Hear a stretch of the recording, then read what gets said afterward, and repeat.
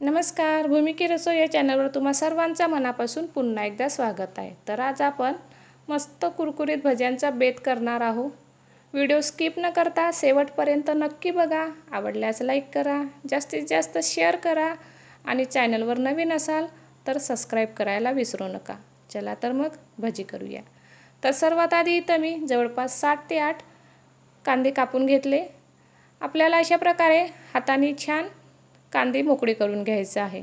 जर तुम्ही कांदे मोकळे न करता असेच ठेवले तर भजी ही बटाट्या भजीसारखे होणार आणि कुरकुरीत अजिबात नाही होणार। तर अशा प्रकारे आपल्याला कांदे छान मोकळे करून घेऊया। तर अशा प्रकारे नंतर यामध्ये मी जवळपास 1 ते 1.5 चम्मच मीठ टाकत आहे। मीठ टाकल्यानंतर आपल्याला कांद्यांना छान मीठ लावून घ्यायचं आहे जेणेकरून पाणी सुटेल।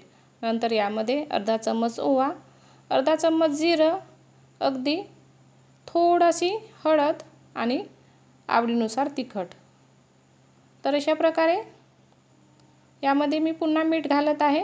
मीठ आपण आधी पण घातलं त्यामुळे थोडं कमी घालायचं। नंतर यामध्ये मी कांदे छान कुरकुरीत होण्यासाठी जवळपास अर्धा वाटी पीठ टाकलेलं आहे आणि नंतर आपल्याला इथं जवळपास 2 ते 2.5 वाट्या बेसन घालायचं आहे।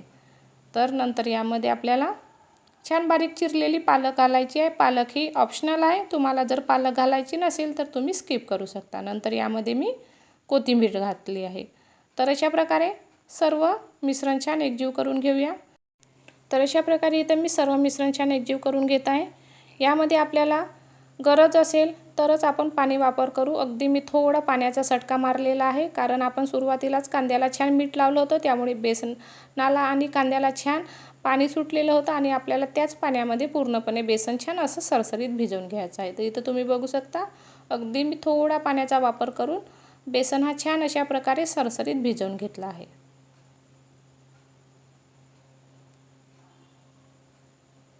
तर अशा प्रकारे इथं आपलं मस्त सरसरीत बेसन तयार झालेलं आहे।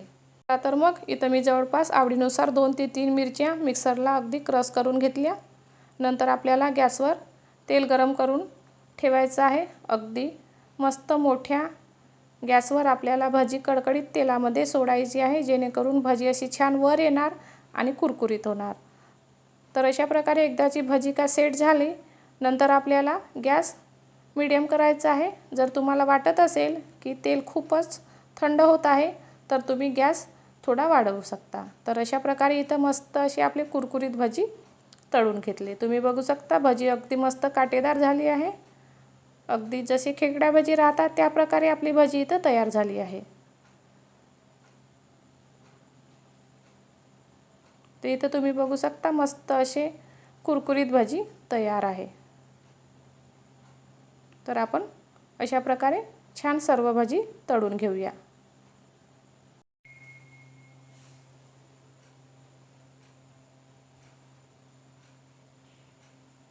तर अशा प्रकारे मस्त आपली कुरकुरीत भजी तयार आहे।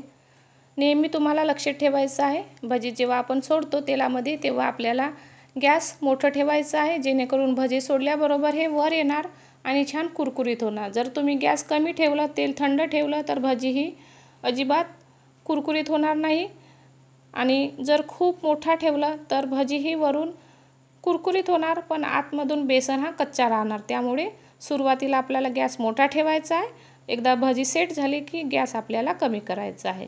तर अशा प्रकारे मी सर्वच भजी छान काढून घेतलं। तुम्ही बघू शकता मस्त भजी अशी छान लालसर आणि कुरकुरीत झालं आहे। तर आता भजी म्हटलं तर मिरची आलीच।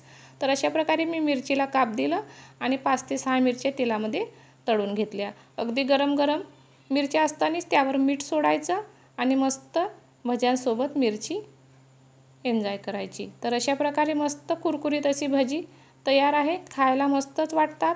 तर अशा प्रकारे तुम्हाला व्हिडिओ कसा वाटला मला कमेंट करून नक्की सांगा। आवडल्यास लाईक करा, जास्तीत जास्त शेअर करा आणि चॅनलवर नवीन असाल तर सबस्क्राईब करा। चला तर मग पुन्हा भेटूया अशाच एका नवीन व्हिडिओसोबत। तोपर्यंत धन्यवाद।